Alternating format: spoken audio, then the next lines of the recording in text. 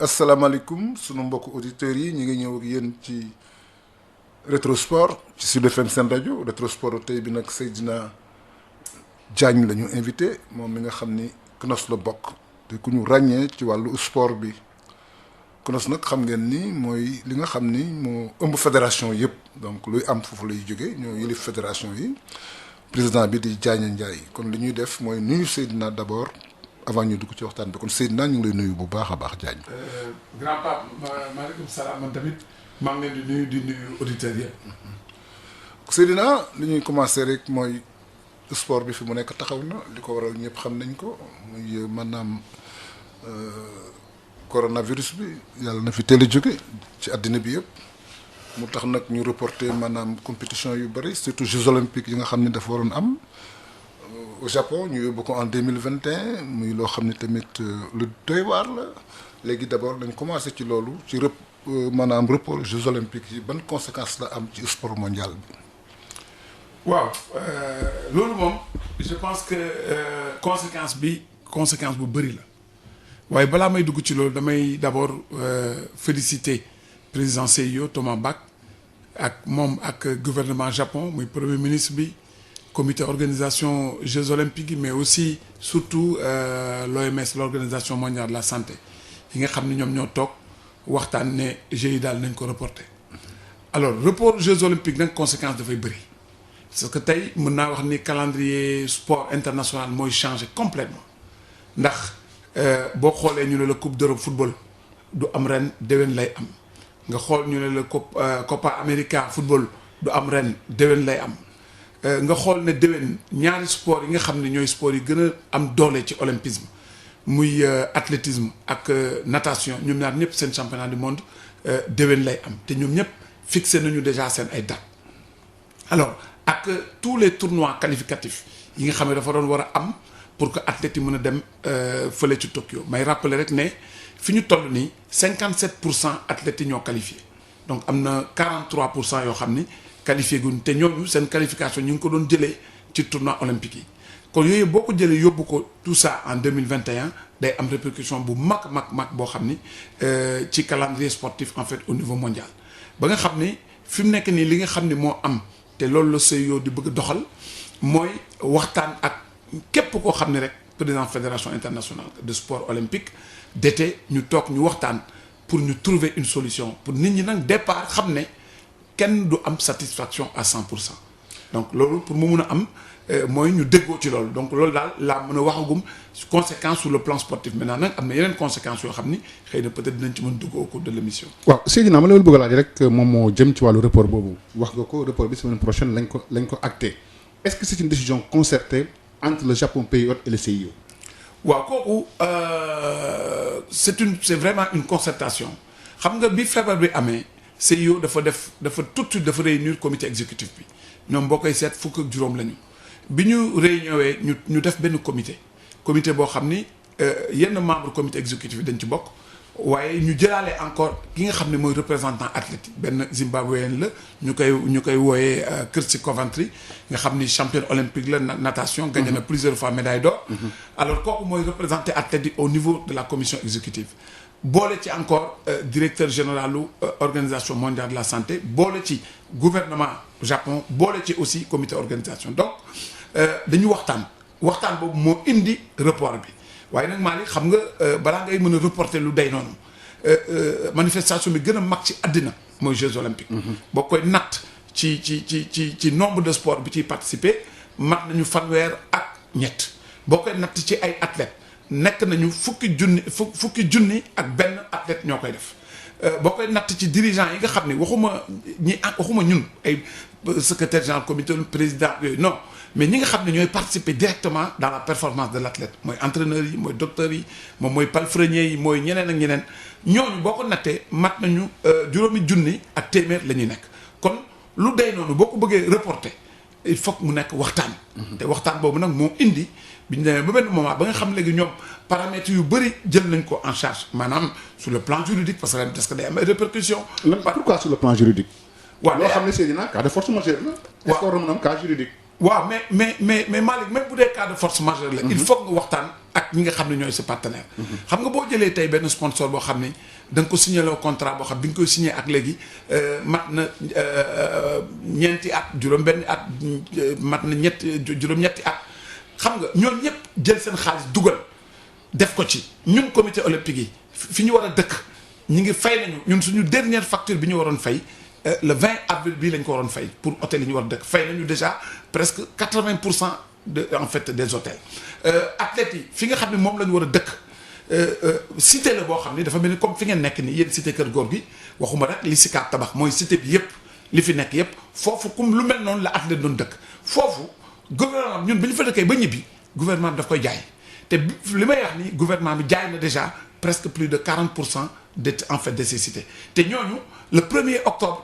war nañu jot seen caabi parce que ñun bu ñu paree comme on appelle encore bu ñu paree le 9 août 2 semaines après Jeux paralympiques day commencé Jeux paralympiques bu ñu paree en fin septembre mooy cités yi dañ ko war a livrer ñi nga xam ne ñoo ko moom kon ñooñu gouvernement bi il faut mu waxtaan ak ñoom boo xoolee tey ñi nga xam ne ñoom ñoo gagné comme la chaîne NBC ba nga xam ne États-Unis nekk ñëpp xam nañ ni droit de télévision yi nga xam ne yiy dem ci Jeux olympiques ñoom ñoo ëpp liñ ciy fay te ñooñu wax nañ ñu ñoom 90% en fait des espaces publicitaires donc ont déjà été vendus alors loolu c'est des centaines voire des milliers de milliards yoo xam ni yu existé la. kon boo bëggee jël décision boobu il faut yow ñi nga xam ne ñooy sa ay avocats service juridique yi waxtaan xool nan la ñuy fexe ba trouver une solution avec toutes ces assurances parce que c'est yow am na assurance gouvernement comme on appelle encore japonais am na assurance comité organisation am na assurance mais assurance yi lan la ñuy jël en charge jusqu'à quelle hauteur yooyu yëpp dafa laa doon waxtaan moo tax. loolu moo tax maanaam décision bi yéex ndax bu ñu seetloo à un certain moment ñu ngi doon wax dañ ko war a reporter mu am ay états yoo xam ne déjà nee nañ bu amee du ñu bokk. mais ba tey ki nga xam ne moo jiite CEO bi di xalaat di seet di joxe maanaam ay date ba finalement sax mu jiite maanaam ci bés yi maanaam mu anticiper ci date yi xëy na loolu tamit li tax mu def ko mooy xëy na li nga wax moo ko waroon ba mënul tëb jël décision bi moom kenn. waaw mais moom tamit li nga xam moom laa ci bëgg a yokk Pape mooy dafa def li ñuy wax une démarche participative une démarche inclusive mooy temps boobu nit ñi di wax.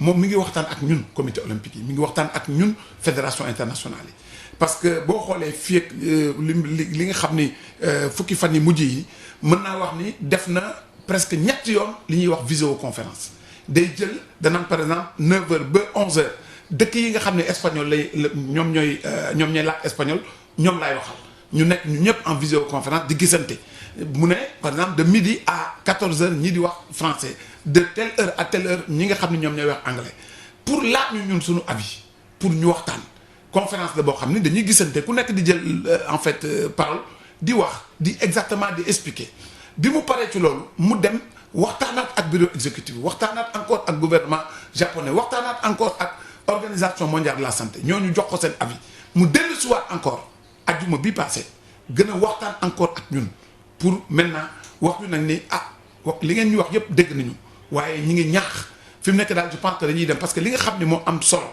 te loolu dama bëgg nit ñi jàpp ko CIO gëm na ni santé athlète yi santé humanité moo ëpp doole lépp lu mën a am ci àddina quel que soit nag laa wax milliards yu mu war a indi ak conséquences yu muy am santé nit ñi moo ëpp doole donc moo tax CIO loolu la jiital pour dindi ko. di fàttali suñu gante moom mooy Seydina Oumar Diagne nekk secrétaire général bu CNOS comité national olympique et sportif sénégalais ëmb fédération yëpp ñu des peut-être ci wàllu Jeux olympiques yi ak report bi est-ce que yaa ngi wax ne CIO dafa am ay banqaas yu bëri am na commission médicale commission juridique ay commission yu bëree ndax ñooñu tamit impacté nañ ci décision bi nga xam ne Thomas Bach jël na ko.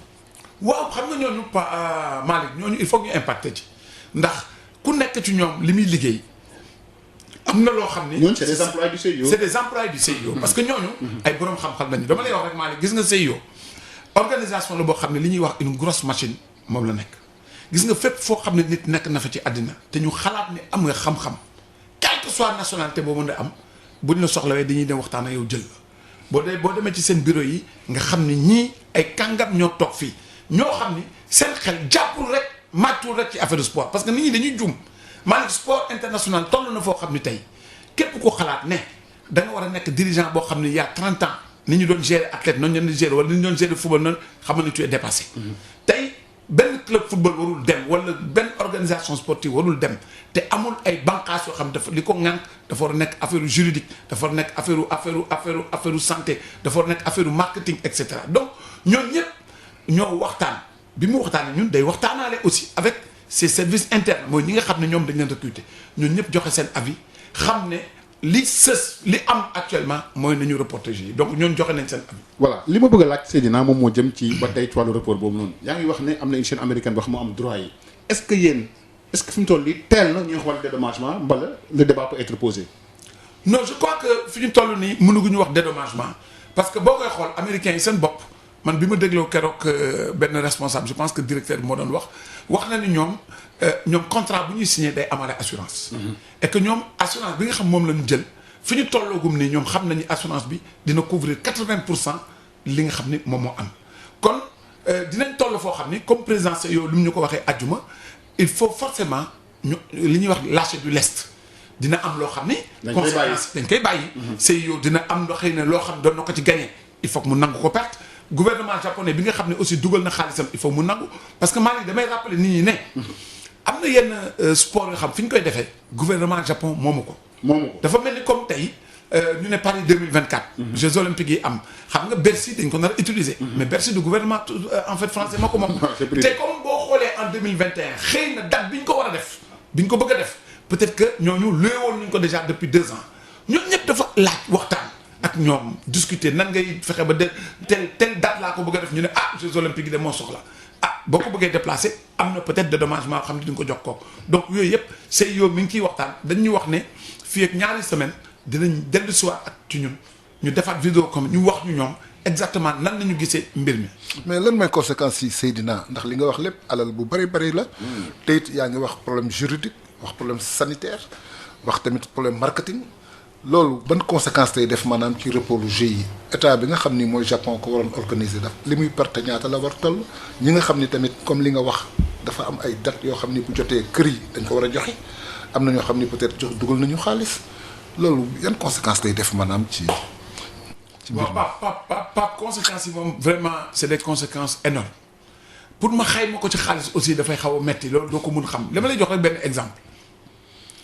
Jeux olympiques de 2008 bi ñu def Beijing droit de publicité yi nga xam ne moom la ñu encaissé droit de waxuma marketing je parle de droit de publicité yi nga xam ne moom la ñu encaissé woon à l'époque 4200 milliards de francs CFA la woon tey wóor na yàlla ne àddina dox na.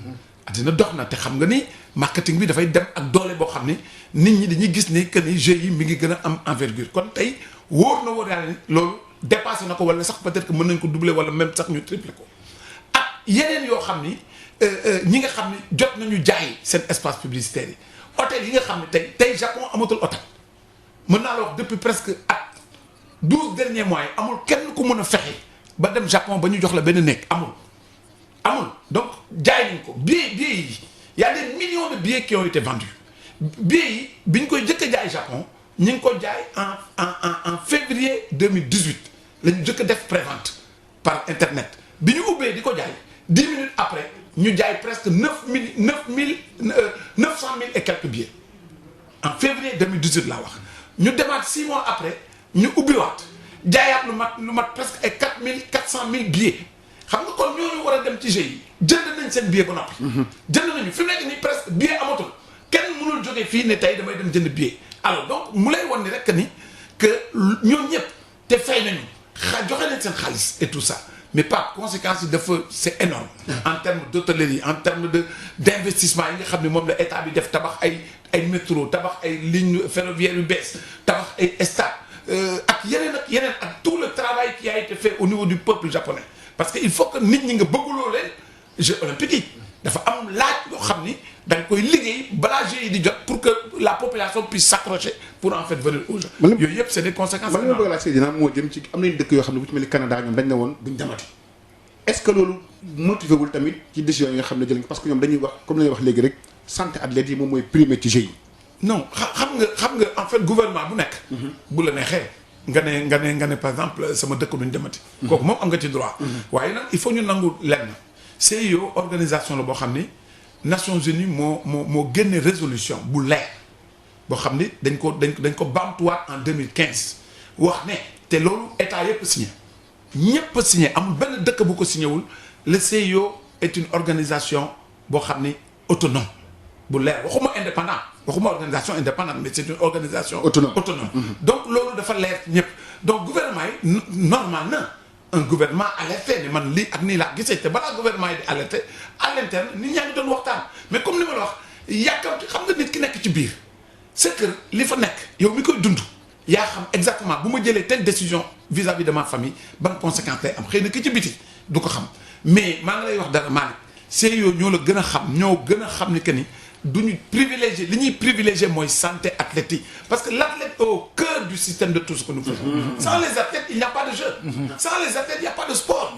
donc tey suñu mënee dem ba jël jeu yi di ko jaay mu nekk ay milliards nit ay plus de ñaata milliards nit ñooy seetaan kenn xamul dama jox benn exemple Malick bi ñuy demee Londres en 2012. suñu premier match football Sénégal contre Grande-Bretagne te match bi mi ngi amee Grande-Bretagne ñu war dem football Manchester.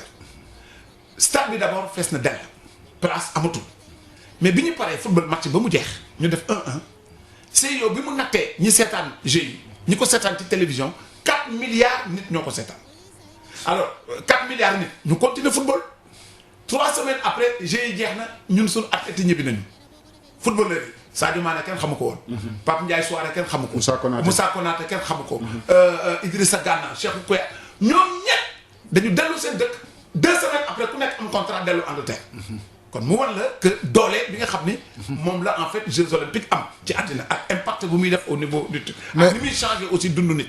mais li ma lay laaj Seydina mooy Jeux yi ñu koy organiser xanaa dañ si am ay bénéfices yu mag a mag a mag puisque li nga wax du lu ndaw engagement yi ñuy jël ak li leen war est-ce que en retour ñu koy organiser dinañ ci am ay bénéfices. waaw Pape loolu moom dafa loolu c'est très intéressant ñu waxtaan ci ndax xam nga Jeux olympiques bi mu amee 1896 ba mën naa la wax 1980 jusqu'au Jeux de Moscou mën naa la wax ni Jeux olympiques musul am bénéfice dëkk yi dañ ko doon organiser par prestige ñi am doole ñooy organiser parce que prestige la kenn musu ci gagné ñaar dërëm ba 1980 1984 américains yi dugg muy les Jeux olympiques de Los Angeles en 84 mais américains yi ne mais ñun nag yéen nan ngeen di amee organisation bu day nii ñeent fukki dëkk ak juróom benn ñoo ci bokk ngeen jël àddina athlète fu ku ci gën a aay ci monde bi da ngeen koy indi mu bokk waaye ngeen koy organiser muy jeex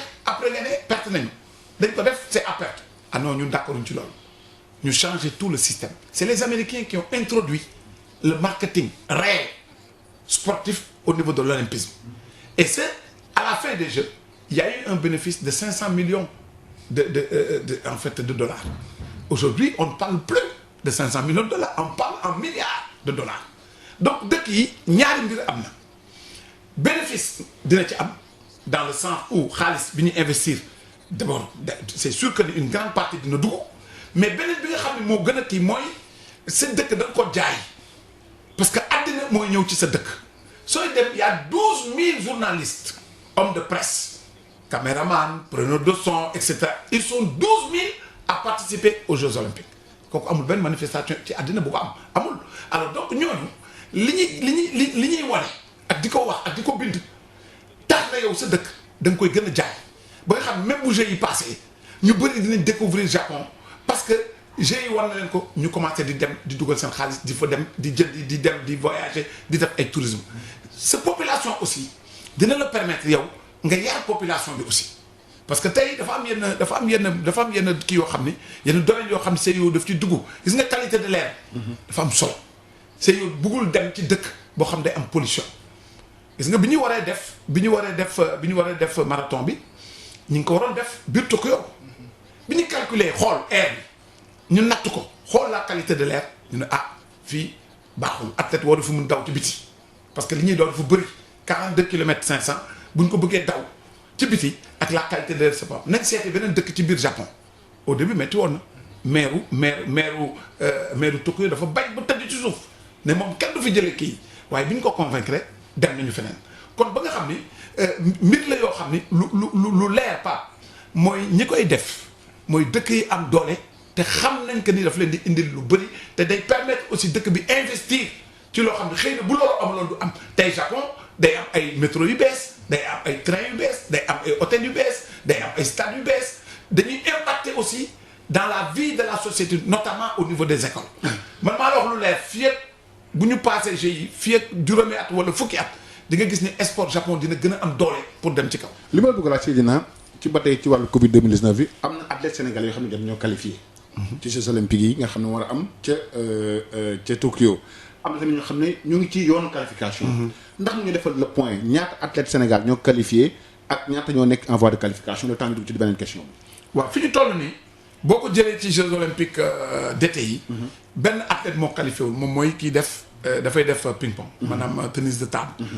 boo ko jëlee ci Jeux olympiques donc paralympiques Jeux paralympiques yi kenn moo qualifié gum. waaye am nañu ñu bëri ñoo xam ne am nañu yaakaar ne dañuy qualifié. parce que tey ñu ngi ci yoon bi boo jëlee mel ni comme Mbagnick Ndiaye judo. boo ko jëlee ci Afrique mooy dominé dans sa catégorie. bokk na ci ñi nga xam ne tey au niveau du ranking mondial gëm nañ ni moom day bokk.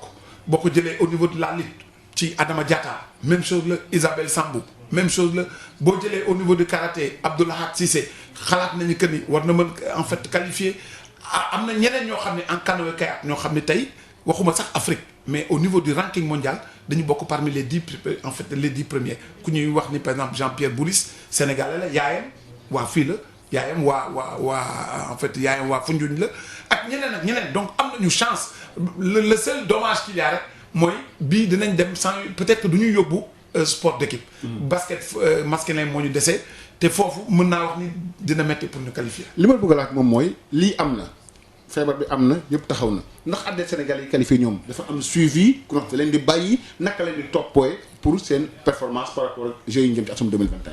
non duñ leen bàyyi. jot nañu waxtaan ak ñoom bourse olympique dañ koy continuer.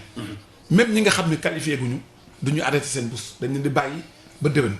dañ leen di continuer ni ñu leen doon soutenir di leen jox bourse yi muy dem ci seen compte bancaire en relation avec leur fédération ñuy def seen plan programme dañuy continuer di ko def donc duñu leen bàyyi dinañ gën a jàppale te dinañ jàppale sax ñeneen ñoo xam ni ñuy wooyee l'élite jeune mooy ñi nga xam dañu nekk à la porte pour mën a yëg ci kaw parce que ñooñu déwén dinañ am benn niveau boo xam ni ci ñoom am na ci ñoo xam dinañ mën a dem Jeux olympiques donc ñooñu aussi ñu ngi xool ñun lan la ñu war def en relation avec le ministère des sports pour jàppale leen aussi pour que ñu dem mais xam leen ni rek ñi nga xam ne moom qualifié nañu ak ñi nekk en phase de qualification du ñu arrêté di leen jàppale.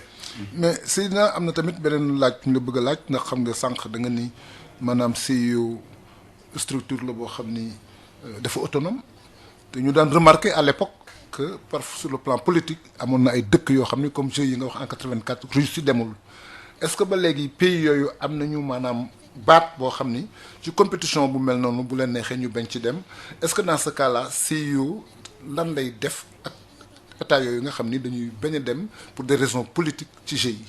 xam nga d'abord ñun boo ko nattee ci sport le sport est apolitique foog mu leer départ le sport est apolitique et le CIO fait tout autonomie boobu ma leer noonu CIO day def tout pour dooleel comité olympique yi.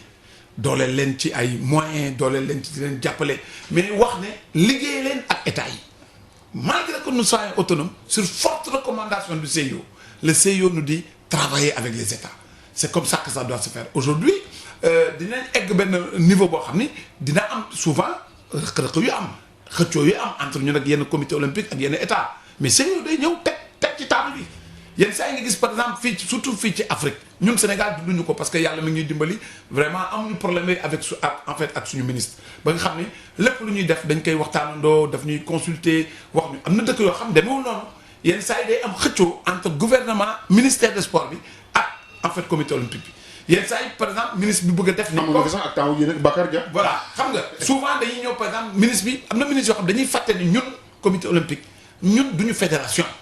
donc ñun amuñu délégation de pouvoir ministre bi mënu fi jëlee comité olympique déedéet mënu ko ministre bi mën na wax fédération football ingéré wu dans les affaires pour wax tel et tel et tel et tel mais bu dee comité olympique mënu ko alors yenn saa yi problème yooyu day am bu amee nag service juridique CIO dañuy déplacé wu ñëw ci dëkk bi dem toog ak ministre bi expliqué ko charte bi lan la wax lii ak lii ak lii ak parce que nag Malick forcé wuñu kenn pour mu bokk charte bi bu ñu koy signé forcé wuñu kenn ku bëggul bokk da ngay toog sa kër donc boo ko signé ba ne lii ak nii la sur le plan juridique da nga war a respecter li nga xam mu am donc ba nga xam ni je pense que defe naa ne àdduna dox na noo xam ni problème bu boycott ci jeu je crois que loolu dootul amati. mais engagement yi nga xam ni état yi dañ koy def pour participer ci jeux yi naka lay demee du ñu joxe dara wala dafa am lu ñuy joxe comment ça se passe. déedéet CIO dafa am autonomie financière boo xam ne tey kenn du fay sunu athlètes yi ñuy yóbbu kenn du fay dërëm kenn du fay ñaari dërëm tu es logé nourri blanchi.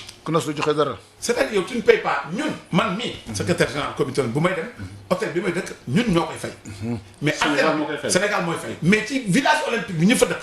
mooy athlètes yi mooy docteurs yi mooy entraîneurs yi mooy yenn administratifs yi. staff bi tout le staff bi nga xam ne ñoom dañuy intervenir dans la performance de l'athlète ñoom ku fa dëkk du fay. tu es totalement pris en charge avec une assurance qui te couvre à 1000%. dama la jox benn exemple rek boo demee Jeux olympiques tey nga ñëw ci village bi dafay am hôpital boo xam ni ay professeurs kàngam yu jógee ci yeneen dëkk ñooy ñëw nekk ay volontaires da ngay gis koo xam ni day nekk professeur ci benn université bu nekk États-Unis ne man dama bëgg a ñëw pour joxe sama participation man volontaire laa man sama xam-xam ci mbirum bët la nekk di ñëw duñ ko fay dara mooy fayal boppam billet avion mooy fayal boppam fu mu dëkk li ñu koy jox ticket pour mu lekk donc muy ñëw di fajaate ci biir hôpital bi yow tey bu la neexee da ngay dem ci hôpital bi nga ne par exemple dama feebar wala par exemple dama bëgg a def benn check-up dañ la koy defal tout gratuitement dama am lunette sama lunette bi baaxatul bëgg beneen laa bëgg ñu jox la yu bees tax dañ lay tegal plus de 200 000 cadres ni la tànnal nga tànn ñu dem jël verre yi dafa la ci normal jox la donc tout est gratuit l'athlète ne paye absolument rien.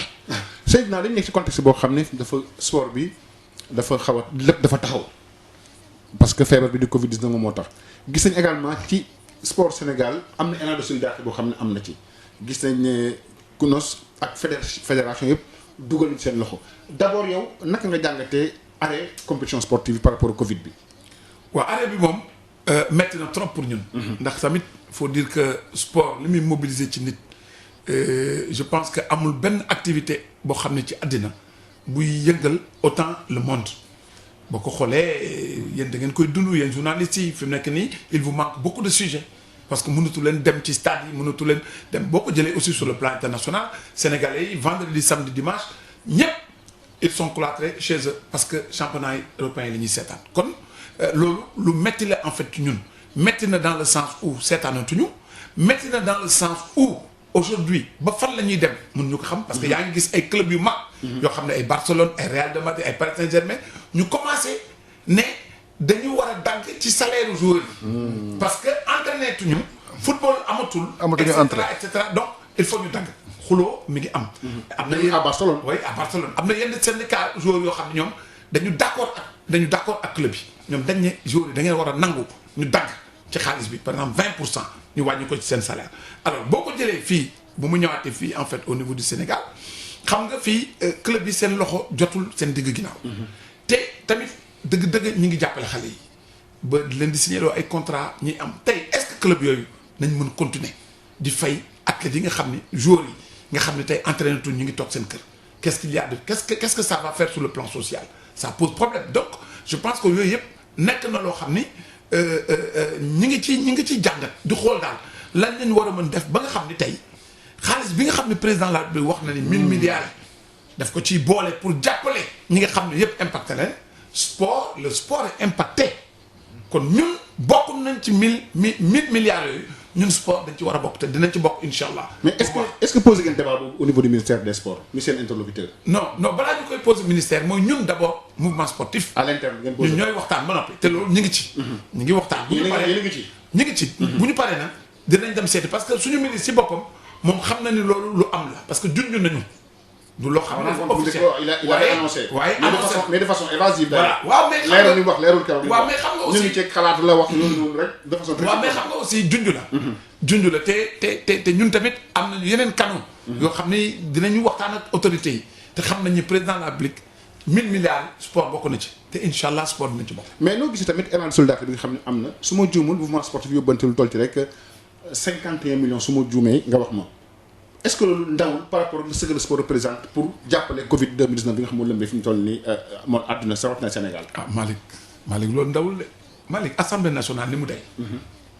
ñu leen di fay 1,3 million députés yi ñu ci bëri ñu jox leen oto jox la essence Malick ñun sport ñun ñu ëppale assemblée ñun la ñu joxe nga ne tuuti na tuutiwul sport amul xaalis Malick fédération yi nit ñi ko ëmb seen alal moo ci dem dama koy répéter encore une fois de plus le sport sénégalais fonctionne parce que les présidents de fédération ñoo jël seen xaalis di dugal ci sport bi Malick bis bu la yàlla kon may Seydina kon ñoom liggéey parce que léegi Seydina yaa ngi wax léegi ne boo bëggee gérer sport bi comme 30 ans il y a cela 30 ans ça pose problème. waaw moom la wala ay ressources additionnelles. waaw ñu am marketing lu bëree bëri pour bañ rek léegi poste di yor équipe donc ñoom seen coono ñoo ko teg seen bopp. mais non may mu tuuti rek. allez-y. ñoom léegi donc damay eggale da nga dem tey ci ay fédération xam boo ñëwee assemblée générale ñu génn rapport financier bi teg ko nga gis ne président bi amel fédération bi amel na ko 25 millions am ñoo xam ne 30 millions la leen fédération bi amel man gis naa président fédération moo xam ne il y a 2 ans moom ci alalu boppam 65 millions la dugal ci fédération bi barke alxuraan li ma lay wax nii c'est la vérité.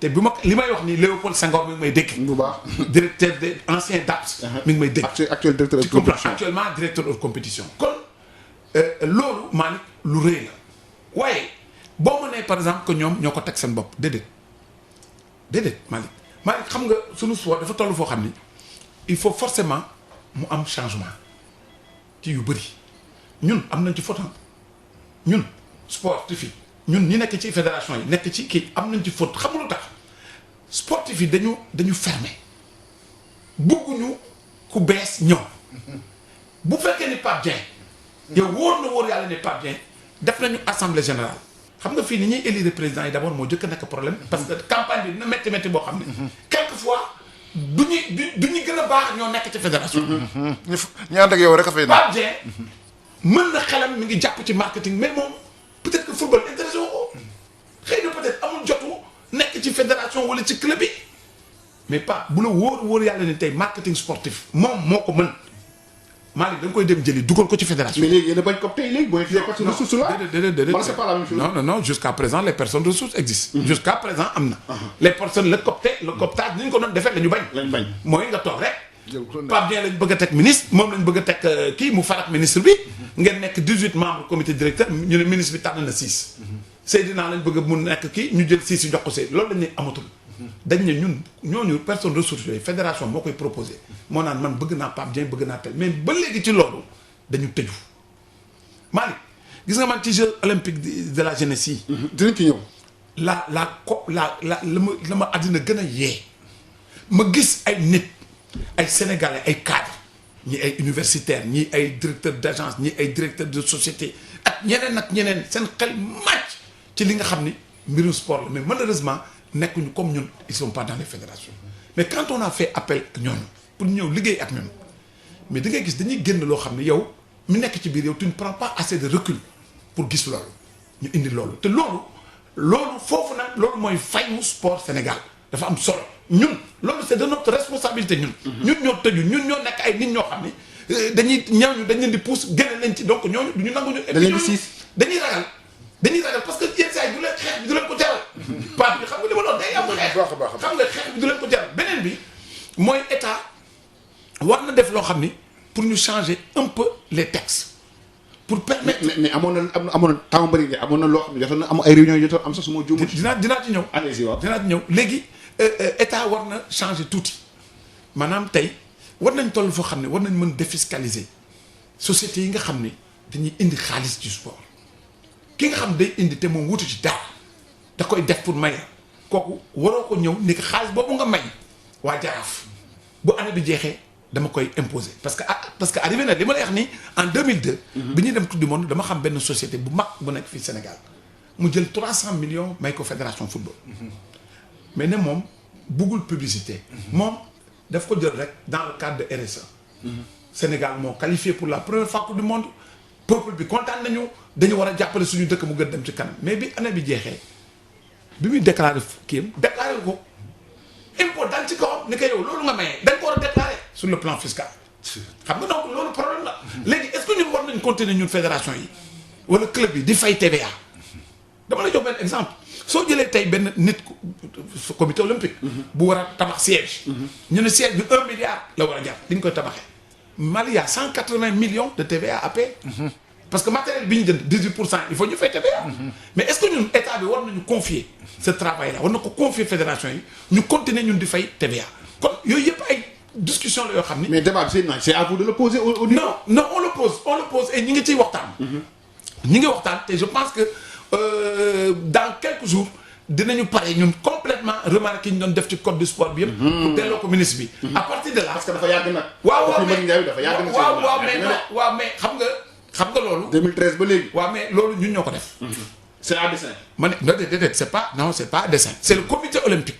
mouvement sportif moo demandé code du sport. bien sûr. li ñu fa wax yëpp ak li ñu fa bind ak li ñu fa financé hôtel yi ñu doon dem di fa añ di fa ndekki tout ñun ñoo ko fay mouvement sportif moo ko fay mais loo xam ne day engagé mouvement sportif ci ay année te lu yàgg parce que attention suñ demee ba adopté code ba mu nekk loi danañu engagé peut-être pendant 20 ans. kon li am mooy dañ ko war a togg seet ko ñun def nañu ay propositions état bi dellu si na defal ñu ay propositions yi état bi def ñun gis nañ ni am na yoo xam ne peut-être d'accorduñ ci dañuy waxtaan parce que dénk nañ ko ñoo xam ne tey seen xel màcc na ci lépp li nga xam dafa jëm ci affaire droit ñu ngi ciy liggéey ñu ngi ci conclusion yi pare nañu dinañ ko dem jébbal suñu ministre mu xam lan nañ toog ñu war a toog ñun ñëpp partager ko waxtaan ci pour que sport bi gën a dem ci kanam.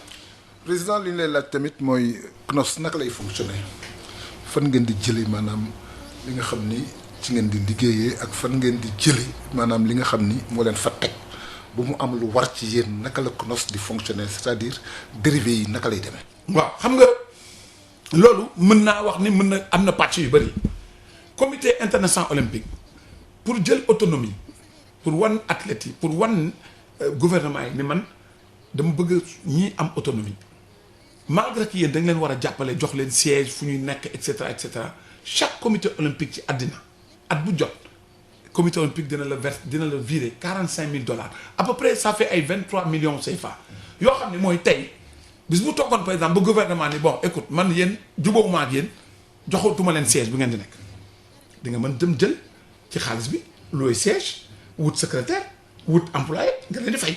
di nga ci mën fay sa courant di nga mën fay tal donc loolu daf ñu koy jox. personnel bi nag. non moom laa wax loolu xaalis la boo xam ni. mën nga ci fay personnel bi.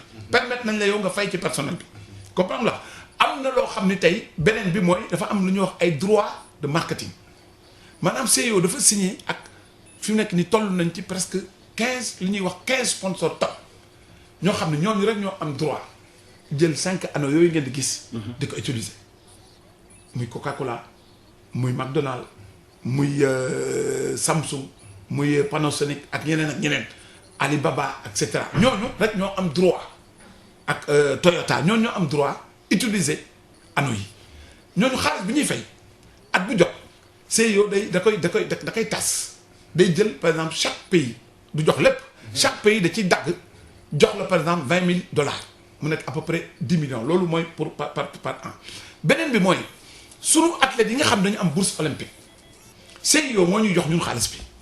bu ngeen leen jàppale yéen. waaw moo ñu koy jox mooy dañuy jël ñu def chaque dëkk ci àddina mais dëkk yu am doole yi bokkuñu ci États-Unis France ak yooyu ñoom du ñu am ci bourse yi mais dëkk yi nga xam ni seen doole demul noonu pour jàppale seen athlètes yi parce que tey athlète américain bi préparé Jeux olympiques wala par exemple benn judoka japonais damay jox benn rek dafa am benn judoka japonais boo xam ni il fait plus de 100 kilos te xam nga ni judo Japon la te ñoom gis nañ ni depuis presque maintenant fukki at ëpp na ko sax ñetti Jeux olympiques wala ñeent Japon mënatul gagner la médaille d'or des poids lourds depuis Yamashita y a de gros problèmes tey kooku budget de préparation 500 millions de francs CFA la pour benn athlète kooku moom kenn 500 millions parce que ñoom dañu bëgg ci seen biir dëkk bu fa Teddy Riner demee français bi ñu dóor ko alors léegi CEO ñooñu donc ñooñu CEO du leen jox mais ñun ñi nga xam ne ay dëkk yu ndaw lañ daf ñuy jàppale sur ça pour jox ñu suñu ay bourses entraîneurs yi nga xam ni ñoo leen di former parce que nit ñi dañuy fàtte ñun par année dinañ former au moins 100 entraîneurs muy mën nekk football. mën na nekk toute discipline. il suffit que la fédération nous demande en début de quadriennal dama bëgg telle formation ñun dinañ trouver moyen pour jox la ko donc ñun ñëpp loo xaalis boobu c'est yow moo ñu koy jox ba nga xam ne ñun pour ñu mën a def en fait tout cela maintenant am na yenn tukki yoo yenn voyage yoo xam bu ñu koy def du ñun ñooy fay dañu naan par exemple ñaari nit ñoo war a ñëw ñaari nit yi war a ñëw ñun dinañ fayal kenn donc CIO dinañ jàppale aussi en fait ci loolu. li ma la bëgg a laaj moom ba tey ci Covid 19 bi est-ce que danañ xalaat ne muy impact. mais balaa may fàtte am na beneen boo xam ne nag. am na nag ay nit yu nekk Sénégal yoo xam ni bëgguñu sax ñuy wax seen tur. dañuy jàppale. commencer par notre président. dans l'anonymat. dans l'anonymat. Je parle sous le contrôle des membres du comité olympique. De 2006 à 2012 chaque année. Mamadou Diagne Ndiaye ci poosam dina jël 50 millions jox ñu ko. d'accord suñu gan tey moom mooy Seydina Oumar Diagne secrétaire général bu CNOSS Seydina ñu des ba tey ci Covid 19 bi laaj bi na bëgg a laaj moom mooy est-ce que mën nañ xalaat fi mu toll nii reporter Jeux olympiques de la jeunesse war am Sénégal atum 2022 est-ce que l'idée peut être agitée fi mu toll nii. non Malick loolu moom buñ ko sax jéem a agité. lu tax parce que lii kenn xamul fu mu yem. ma ne Malick. affaire bi sori na. dafa sori 2022 Jeux olympiques 2022 dafa sori par rapport ak li nga xam. ñu ngi ci 2021 ak ñun yooyu. ñu ngi 2020. dese nañu ñaari at ak lu topp. parce que damay rappeler rek ne Jeux olympiques 2022 ce sera du 22 octobre au 9 novembre 2022 dina jeex une semaine avant la coupe du monde de football. alors donc il faut que nit ñi jàpp ne loolu incha allah rabi du ci impacté te du am. parce que aux Jeux olympiques en 2022 damay rappeler ne am na beneen Jeux olympiques. en 2022 il y a les Jeux olympiques d'hiver. qui vont avoir lieu en Chine. dara duñ ko ci reporter léppay jaar yoon ñun loolu impacté wul ci ñun parce que Malick ñi ngi ñaan yàlla nag. affaire bi vraiment fii ay bis yàlla vraiment ñu toroxlu ñu ñëpp suñu borom. amiin ñaan. toroxlu ci moom parce que Malick dañu tooñ. lii musul am ci at. kenn musul xam nga Malick nit dafa war a réfléchir. am na koo xam ne dama ne sama xarit yi am na koo xam ne gisuñu ko xamuñu ko dañ koy dégg ñu koy wax muy yàlla. kooku moo yore tey mooy régenter àddina. moo laal fu ko neex. parce que continent yëpp la affaire bi laal bi ñuy wax ay feebar Ebola bi dañ ko circonscrire. am na dëkk yoo xam ne demu fa. mais bii dëkk yëpp la def te ni ñu koy tase gaaw na gaawaay boo xam ne Malick dafa jaaxal àddina kon nañu ñaan suñu borom yàlla mi man ñu toroxlu. delluwaat ci moom yàlla. nga dimbali ñu ngir yàlla li nga xam ne dafa am te muy indi musiba ci àddina. yàlla nga ko arrêté. man li ma bëgg a laaj ba tey ci wàllu Jeux olympiques yi est-ce que c'est la première fois guléet la su ma juumal sax ñu reporté Jeux olympiques parce que c'est un cas de force majeure. yi nga xam ne moom la jot a am. boobu guerre moo tax mu am. guerre moo tax waaw. 1916. dañ ko reporté ndax guerre bi. 39 dañ ko reporté ndax guerre bi mais lii moom première fois la am ci àddina.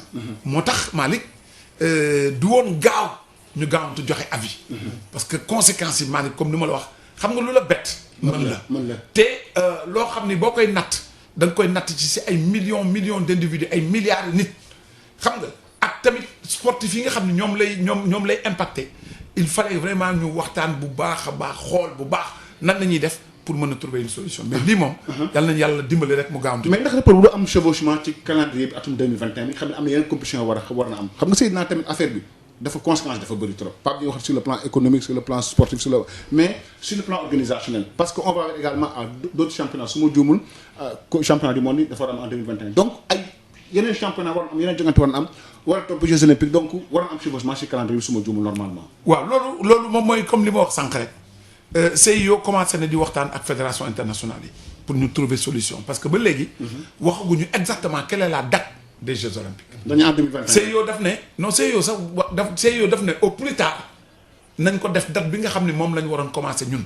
maanaam muy le 24 bi donc ça veut dire que ñoom seen gis-gis warul commencer plus que 24 juillet 2021 kon ça veut dire que Jeux yi mën na am avant. te loolu lépp waxtaan la moo tax man la ci 2 semaines yii. ñoom wax nañ ñu ne ñi ngi waxtaan ak toutes les fédérations internationales pour réajuster les calendriers am na fédération yoo xam ne bi ñu waxee report bi dafa am ñoom nangu nañu ne ñoom dañu nangu fédération internationale bu athlétisme xam nga ñoom ñi ngi war a commencer du 4 août la ñu war a commencer ba le 15 août. démb seen président wax na ne ñun day Sebastianko on est prêt à revoir notre calendrier en fonction de ce que le CIO va décider donc loolu waxtaan la entre les grandes organisations sportives internationales ñu toog waxtaan trouver en fait une solution mais comme tu dis les conséquences sont énormes sur le plan sportif. xam nga Seydina tamit ñu tarxis ba tey ci émission bi wax ci wàllu CNOSS moom moo ëmb fédération gis nañu fi mu toll nii am na ci yenn discipline yoo xam ne dafa yëngatu lool lu ci mel ni làmb ji gis nga diggante arbitre yi ak président Alioune Sarr dafa jaxasoo ba ay radiation am ci ay suspension est-ce que yéen CNOSS jot na ngeen saisir par rapport ak ce dossier précis des arbitres et du CNG. non mën naa wax ne loolu amul benn entité boo xam ne da nga bokk ci làmb boo xam ne saisir nañu. waaye ñun soxlawul forcément nga ñun. nga saisir Alioune Sarr CNOSS la bokk. waaw bokk na il est membre du CNOSS. il est membre du CNOSS ñun soxlawul forcément nga saisir ñu. mën na am une autosaisine. parce que am na dossier yoo xam ne mosuloo dégg dama lay wax rek Malick amul benn yëngatu bu am ci sport fii Sénégal te dugaluñ suñu loxo. dañ daan dem tukki ba raay. problème raay dossier US raay dossier Jeanne d'Arc dossier karaté. Wakaam fu ne dañ fay dem pour waxtaan ak ñun pour trouver parce que ñun amuñu doole ak mën-mënu jël sanction. ñun on fait de la conciliation. même famille lañu ñun ñëpp a bokk sport bi problème am na ñu toog ñu waxtaan pour trouver une solution. mais li ma la mën wax mooy que ni waa làmb benn entité làmb jógagul pour ñëw ci ñun pour wax na waaye comme li ñuy wax na diplomatie boo koy def doo dem ci rajo wala ci mbedd mi di ko wax. kon dinañ ciy dox. li ñuy liggéey daal di ci dox. ñu ngi ci te xalaat nañu ne que ni lépp lu am ci sport am problème. solution dina am. dina am benn laaj ba tey Seydina ci CNOSS am na benn point de presse boo xam ne defal ngeen ko fi yàgg na su ma juumul 5 ou 6 ans annoncé woon en grande pompe la création d'un siège ba amoon sax fu ngeen ko war a def ak yëpp boobu ba léegi gisaguñ dara luy expliquer retardu siège CNOSS bi. waaw retard boobu mën nañu wax ne que ni c'est en fait c'est un peu voulu. c'est pas il y a des problèmes techniques. aussi qui se sont posés xam nga zone bi ñu nekk ñun c'est une zone sismique. maanaam ñun ñu ngi ci Cap Manuel. boo xoolee prison bi nekk fa le kër Cap Manuel ñu nag moom ñoo en fait ñoo dend nii moom daf ñuy wan doo alors foofu boo koy seet pour tabax foofu dañu rendre compte ne dafa laaj liggéey bu sori moo doon d'abord ñu def étude de sol bi ñu defee appel d'offre parce que tamit on est obligé même bu dee comité olympique dañuy respecter procédures yi nga xam ne moom la ARMP wala ay DCMP di teg ñu def appel d'offre mu am benn société boo xam ne moo gagné marché bi ba pare na dossier bi nii la day c'est volumineux pour defal ñu ne fii bu ñu fa waree tabax profondeur bi ñu war a tabaxee nii lay demee et cetera alors donc ñu nag CIO ñu liggéey ci aussi lu bëri mais ñu dem benn moment boo xam ne bi ñu duggee ci affaire comment on appelle encore pour dem ci Jeux olympiques yi parce que ñun jàpp nañu depuis 3 ans dañu bëgg a dem Jeux olympiques de la jeunesse ñu ne nañ def en stand-by loolu waaye dossier bi am na te am nañ tuuti ci financement bi tey am nañu feneen foo xam ne suñu siège la ñu ngi fa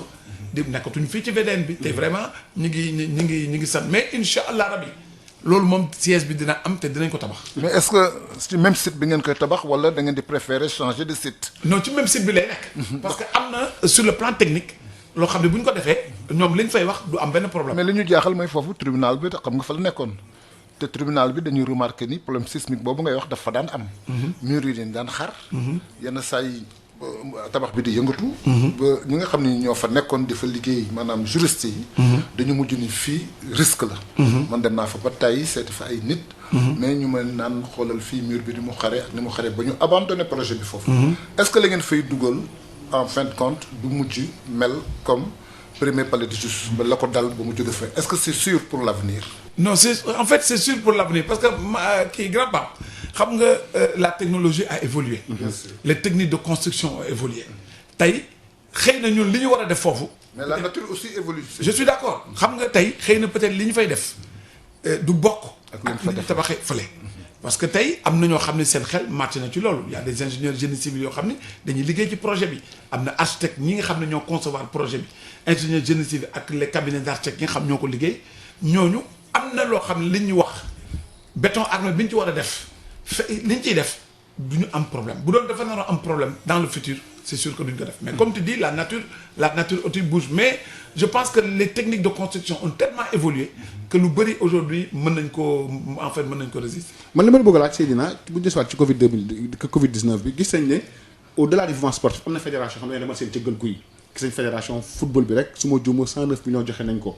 au-delà 109 millions. parce que football parce que joueurs yi joxe nañ encadrement joxe nañ ak tamit la fédération joxoon pourquoi amul une action concertée de toutes les fédérations ku nos porté ko dem bi nga xam Mamadou Ba moom moo ko jiite mais am na mouvement sportif bu joxe ça dafa mel ni amul coordination wala ku nekk nga bëgg gis leen ma ndax du loolu. non am na coordination. vraiment parce que au-delà du mouvement sportif bi nga xam ne Mamadou Ba moom moo ko jiite. bu fédération tur ñu ko nuyu au passage. football joxe na basket joxe na am na ay joueurs yu joxe est-ce que lépp mënuñ ko boole rek mu nekk une enveloppe bu conséquente ñu ne lii sportif yi ñoo ko joxe. waaw li nga xam d'abord damay wax dara. pour mu leer Mamadou Ba foofu mu teg. comité olympique moo ko fa teg. waaw loolu moo xam naa. waaw moom mooy coordonné ñoo ci biir réunion bi. ci ministère. man mii maa doon représenté comité olympique man maa ne. bokk ci ñuy proposé ne Mamadou Ba comme moom mooy coordonnateur des fédérations. nañ ko bàyyi moom mu jiite mbir mi. waaw parce que je pense que loolu moo gën a nekk lu normal.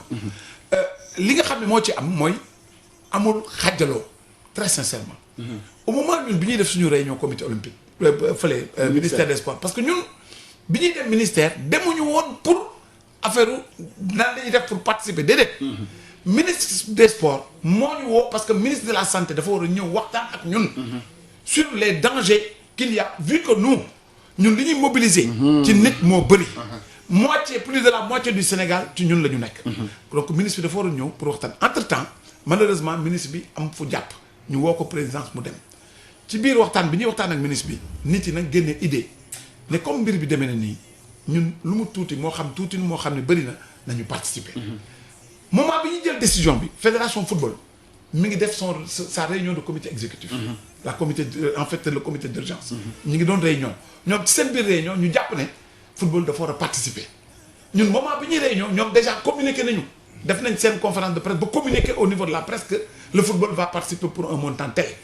mais bi ñu paree ba jàpp ne ñun dañ koy def le lendemain maa ngi wax Augustin Senghor mi ngi may dégg moom ci boppam dafa jël téléphone am woo président Mamadou Ba ne ko président ah ñu ngi jégalu bu ma xamoon ni par exemple lii ngeen jël décision bii ñun du ñu wax ne football mooy joxe 10 millions mais gëm leen ne ñun chèque bi yéen lañ koy jox te effectivement ñoom chèque bi ñu leen ko jox. donc 51 millions yi ñu joxe xaalis football mi ngi ci biir maintenant nag entre temps ñoo xam ne ay football la ñu dajale bu joxe xaalis ñooñu nag seen yëfu bopp la. mais fédération yëpp a joxe. mais basket ak football ak ñëpp a joxe. tout le monde a participé amul vraiment c'est un mouvement sportif unique qui est parti au niveau du ministère de la santé pour donner notre contribution. mais tamit am na xam nga tamit joueurs yi joxe ay Sadio Mané ay Diao Baldé Keita ak staff technique bi yëpp comme Pape yëpp ñoom ko. ci la bokk joxoon ko ci Mamadou Ba coordonnateur fédération yi moom mooy ëpp jëm ku ne dem en bu sa bopp. waaw mais Malick xam nga ñoom dañu yéex a réagir. waaw te ñun mbir mi ñun dañu def une réunion mardi. ne au plus tard vendredi il faut ñu dajal xaalis pour dem joxe ko. donc beneen mardi bi la ñu mayaat nit ñi ne leen prochain mardi. maanaam une semaine 51 millions yi nga gis nii. ci semaine lañ ko dajale. pour joxe ko maintenant nag entre temps. bu dee am na ñoo xam seen xel dellu si ne parce que tamit réseaux sociaux yi joué nañ ci. yéen gis ngeen ni am na ñoo xam ne jot nañu attaqué yenn joueurs yi. waaw xam nga bi Sadio Mané joxe 30 millions. avant même ñun ñu koy xalaat moom joxe na 30 millions. am na ñu leen attaqué ci réseaux sociaux ni mais yéen sportif yi footballeurs yi yéen fan ngeen nekk Sadio Mané kese mooy joxe. kon ñooñu dañu yéex a joxe. man loolu laa ko jàppee. mais xam naa ne bu doon par exemple départ dañ ko def man wóor na ma Augustin Senghor dina boole loolu lépp boole ko mu nekk benn parce que li fédération bi joxe ak li nga xam ni moom la yeneen am na yeneen structure yoo xam ne ñi ngi ci football yu bokk ci loolu parce que football boo ko calculé li mu joxe yëpp def na presque ay 18 millions. même xaalisu Ligue Pro. dañ ko ci boole ak yeneen entités yi nga xam ñi ngi ci biir. donc bu doon par exemple teel nañu ñoom réagir. bu doon ñun dañu continuer ni léegi par exemple affaire bi dans 2 semaines lañ koy joxe ñooñu bu ñu joxee man wóor na ma Augustin dina ko indi boole ko ci mu nekk benn. donc amul xaajaloo quoi vraiment. mais man Malick li may wax sax mooy comme li Seydina wax li ñu joxe bari na ndax am na ñoo xam ne dañuy joxe à titre individuel. par exemple comme li ma wax ligue football professionnel bi joxe nañu mais CRSEC bi nga xam ni président bi la joxe na moom individuellement 10 millions. donc bu ñu dajalee li sport bi yëpp joxe surtout maanaam football bi. war na ëpp 100 millions. mais bëri na. ëpp na ko. ndax individuellement Malick bu ñu indee tamit même bu fekkee yóbbuwuñ ko fañ ko war a yóbbu fañ ko jëmale tamit ba tey ci mbir mi la bokk. ay ñoom Moussa Konaté. ay ñoom Mbaye Niang. ak d'autres yoo xam ni comme li nga wax joxe nañu. bëgguñu sax ñu xam ko. donc boo seetloo sportif yi li ñu joxe ëpp na plus de 200 millions. dëgg jàmbaar la ëpp na ko 51 millions yi mooy li ñu jëkk a dajale. non bari na. non li ñu joxe bari na. alors lan moo nekk situation lan moo nekk taxawaayu ACNOA taxawaayu ACNOA lan la ci association des comités nationaux olympiques d'Afrique. waaw ACNOA li mu def. mooy décision bu mu jëkk a def d'abord dafa saluer la décision sage bi nga xam ne moom la comité international olympique jël ne moom dafa d'accord à 100% pour que ñu reporter Jeux yi waxtaan aussi avec tous les comités olympiques du monde pour ñu xool ñun suñu manifestation yi war a am en 2020 en 2021 nan la ñuy fexe ñun tamit ba am vraiment recadrer encore en fait le calendrier mu jàpp aussi ne parce que ACNA aussi dafay joxe ay bourses man maay président commission bi nga xam ni mooy préparer athlètes yi war dem Jeux olympiques 2020 chaque année dañu jox $1 million la ñuy distribuer vraiment athlètes yi gën a mooy ñi nga xam ne ñun potentiellement ñooñu ñoo xam ne ñooñu mën a indil médaille bokkul ak bourse CIO mën na jox bourse ku nekk mais ACNA moom day ciblé dañ naan par exemple Pape Dieng wóor na wóor yàlla ni tey buñ ko dimbalee Pape day am médaille parce que Pape il fait partie des 2 meilleurs coureurs de 800 mètres du monde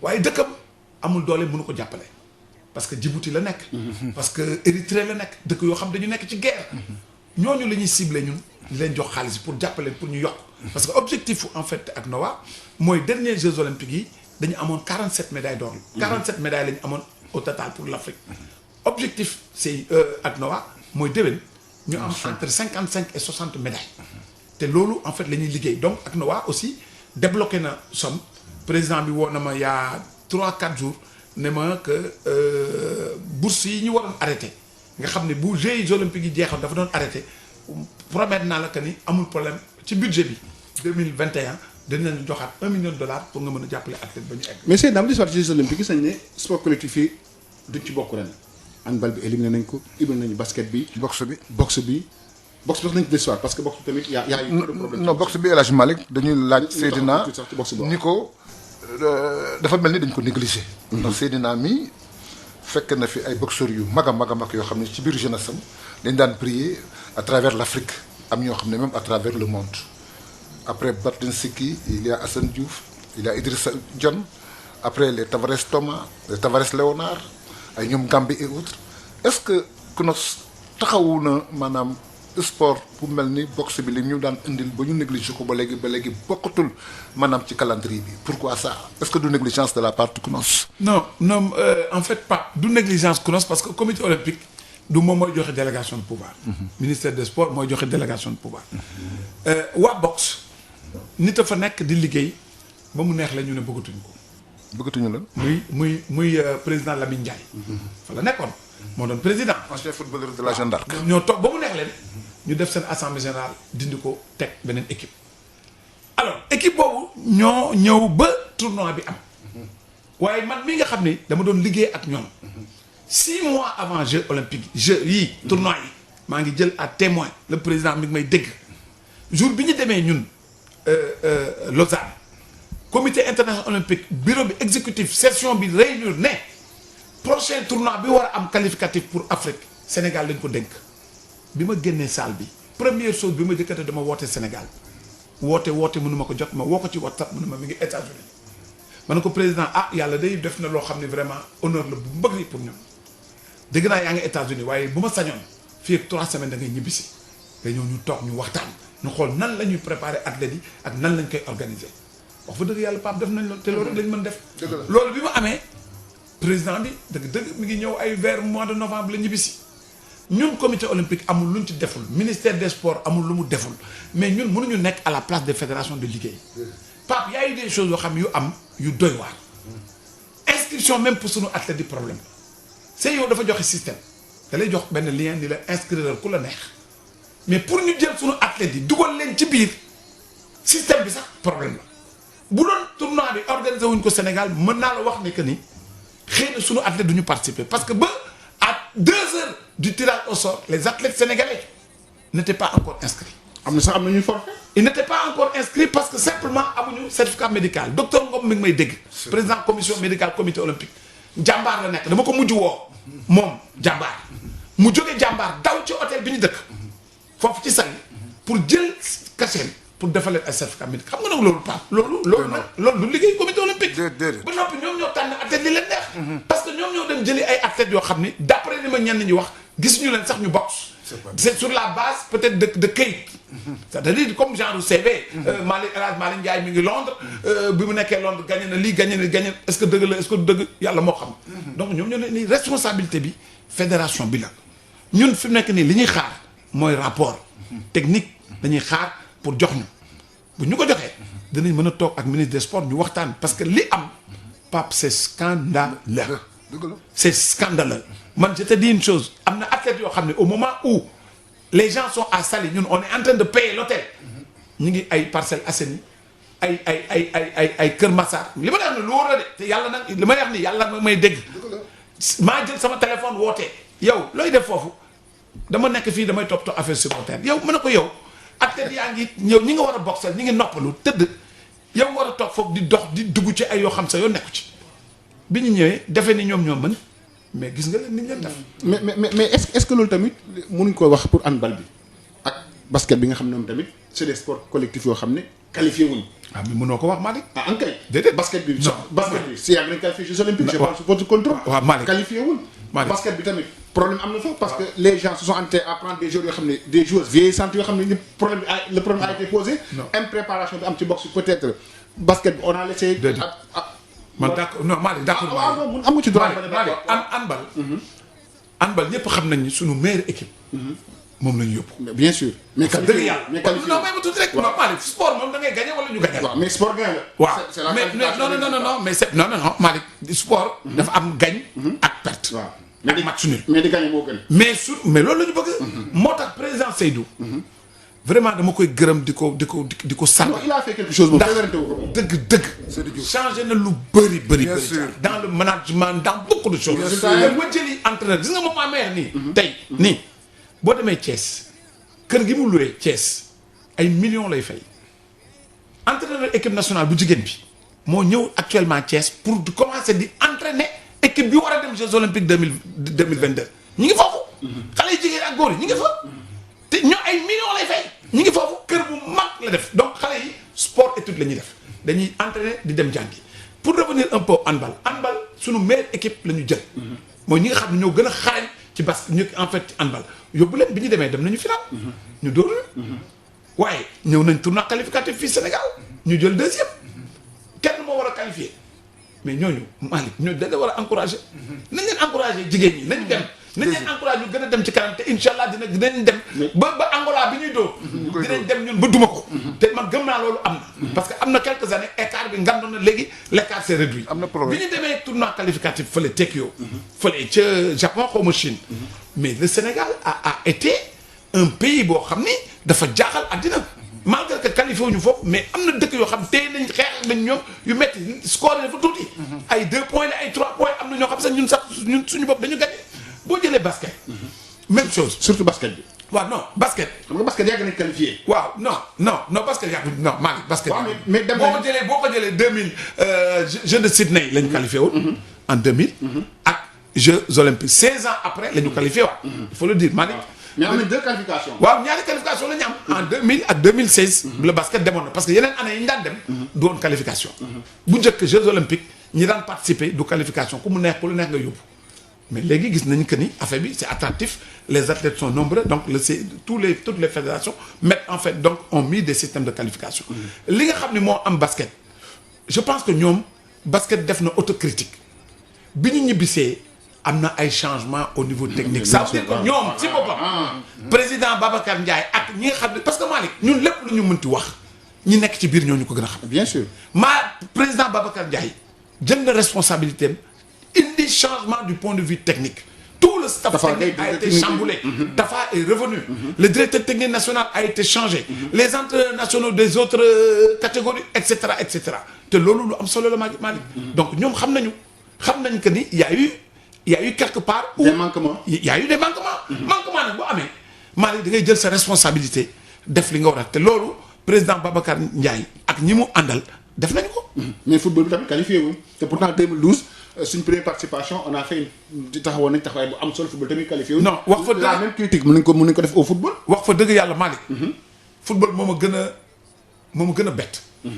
parce que ci man sama gis-gis dama ne Sénégal mënoon na qualifier man daal la man ci sama surtout en 2007 organisé man dama ne Sénégal mënoon na qualifier li tax nag Sénégal qualifié wul critique yi bëri na yu bëri man mii si boppam man mii di wax ak yow man waxtaan ak entraîneur parce que sama mag la Koto sama mag la dama waxtaan ak moom ci yu bëri yoo xam ne ci man dama xalaat ne même au niveau de la communication pour man y a eu des erreurs man wax naa ko Koto dama ne ko grand mënuloo dem ci dëkku jàmbur Guinée nga fekki fa nga ñu def 2-1 dugal nga benn but mais boo demee conférence de presse am na loo xam ne nit waru ko génnee ci gémmiñam di ko wax journaliste ñu koy dégg ñun ñoo mën ñun ñoo ëpp centre de formation yore naa petit souris def naa lii def naa non boo ko defee rek entraîneur bi ci boppam day rebuffé wu ne il faut que je revoie ma stratégie. da nga koy motiver mu motiver joueur yi wutiwaat encore doole parce que entraîneur bi dafa dem jëliwaat non averti en vaut deux ay yeneen xale ñu ñëw gën a renforcer équipe bi ñëwee fi mënuñu leen gagner déedéet je pense que Sénégal bu dooroon Guinée ñun dinañ qualifier Jeux olympiques kon nag loolu tamit njàngat la boo xam ni comme ni ñuy wax wala fi ni ñoom grand pape jógee ca làmb ja bàkku moo gën ngay dem ca làmb ja di bàkku waaw Seydina li gis ci waxtu bi sax bëreetul ñëw ci ba tey ci comité national olympique et sport sénégalais gis nañu seen diggante amoon na ay temps fii il faut ñu wax ko sax seen diggante ngeen ministère yi neexul woon mais léegi gis nañ ne yéen ak Matar Ba ko mburoog soow yéen la moom la lu ko waral waaw loolu xam nga loolu mën naa wax ni moom la ñun la parce que ay nit moom bu da ngeen di moytuwante bala déedéet amul moytuwante dañuy waxtaan bu baax a baax waaye dafa am loo xam ne peut-être Matar daf ko dund te ñeneen dunduñu ko Matar dafa nekk nit koo xam ni moom dafa diriger la plus grande association sportive du Sénégal muy ONCAV fi la ñu fekkoon waaw am presque 7500 clubs ils ont plus de 2 millions de licenciés ku nekk ci lu mel noonu yore ko ŋànk ko pendant des années bokk mouvement associatif depuis xale à la base nekk ci football bi nekk footballeur nekk gardien de but nekk ba egg foofu nga toog benn moment président la bi ne dama lay teg ministre xëy na gis-gis bi ngay am entre ñun ak moom day gën a yomb parce que day xam ñan la amal affaire pratiquant la démarche participative Malick bindal téere li ma la wax nii toute démarche non participative dans le milieu sport est vouée à l'échec football la sport yëpp laa wax kenn mënatul jël ay dirigeants sport di leen manipuler di def lu la neex ñun yaay kilifa dañ koy nangu ak 4000% jox la respect jox lépp la ci war waaye nag am na décision yoo xam boo koy jël dañuy laaj xam nga maa li wolof yi dañ ne ki la dul déet ki nga xam ne du la tere booy génn tàggu booy yëgal ko ñun mënuñu tere ministère mu def lu ko neex xam nga mënuñu ko waaye boo ñu yëgalee day gën a yombal sa mbir boo ñëwee par exemple benn dossier am nga ne comité olympique kaa la ñu toog ñu waxtaan ñun kat telle affaire am na nan la ñu war a def dañuy toog ñu waxtaan ñu trouvé ñun am na loo xam mën nañ ko wax te moom mënu ko wax ñun am nañu liberté boo xam ni moom par solidarité gouvernementale décision bu xasee jàpp gouvernement bi jàpp ko mënut ko dindi mais ñun bu ñu neexee ñu contesté loolu te am na yenn dossiers yoo xam ne gouvernement bi dafa am nu muy gisee ñun ñu gisee neneen ñun ñuy xeex boobu ñu xeex gain bi ci am ñoom ñoo koy moom parce que ñun géré wuñu dama ne état a la responsabilité de définir la politique sportive l'état a la responsabilité de donner les grandes lignes et l'état a la responsabilité Malick de surveiller et de regarder tout ce que nous faisons dans le sport loolu état moo ko moom te kenn mënu ko dindi waaye nag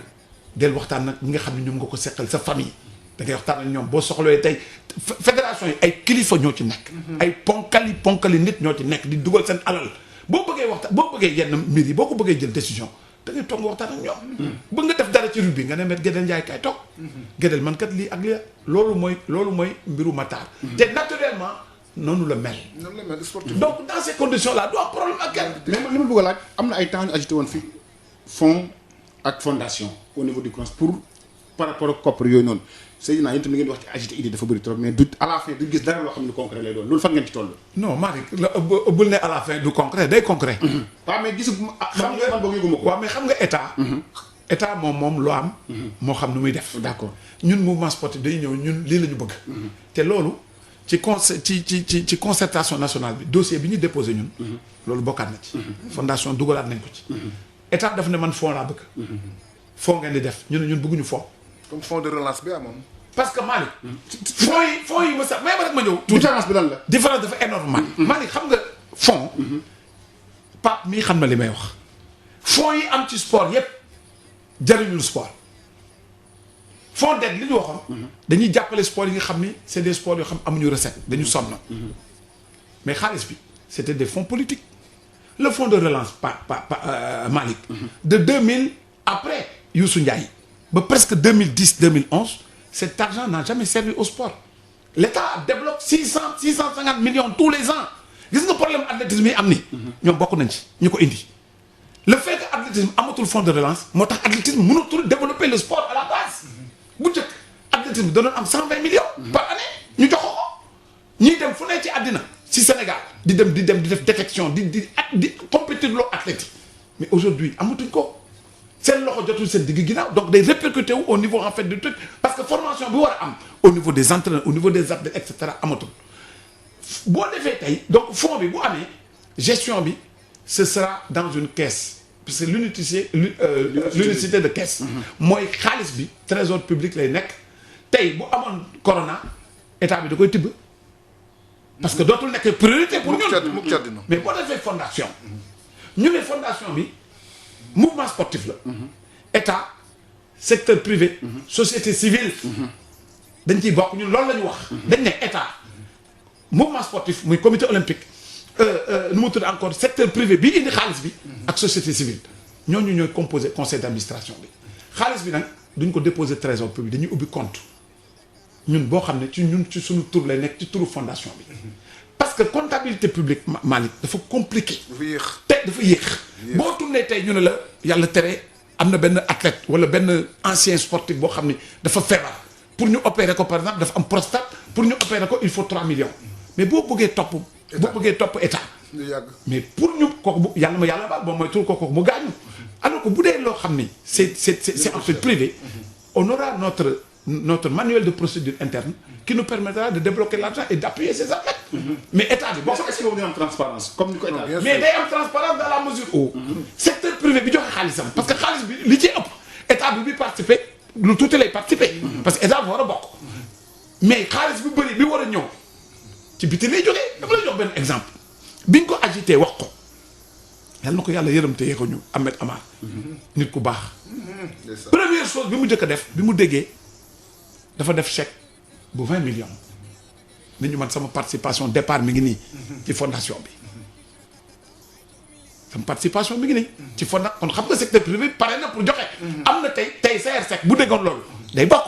parce que CR sportif la. bu mag a mag donc am ñi nga xam ne dañu am seen ñoom dañu nekk secteur privé bi nekk ay sportif bëri nañu. mais bëgguñu jox seen xaalis état. dëgg la day yéex.